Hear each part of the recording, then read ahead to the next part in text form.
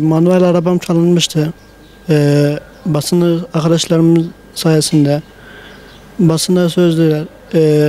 Allah herkesten razı olsun. Bana araba geldi. Manuel bir de akülü araba geldi. Hayırseverler yani herkes bana destek oldu. Allah onlardan herkesten razı olsun.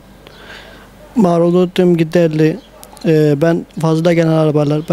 Benim gibi olan arkadaşlara dağıtmak istiyorum. Ben de bir yani onlar gibi engelliyim. Onlar da gibi ben de yardım etmek istiyorum onlara. Ee, Yani destek herkese olan herkese çok teşekkür ediyorum. Allah razı olsun onlardan. Ben hırsızdan hiçbir şey istemiyorum. Sadece arabamı istedim. Ee, Sadece bunu istedim ama yani hayırseverler bana aldı. Allah onlardan razı olsun.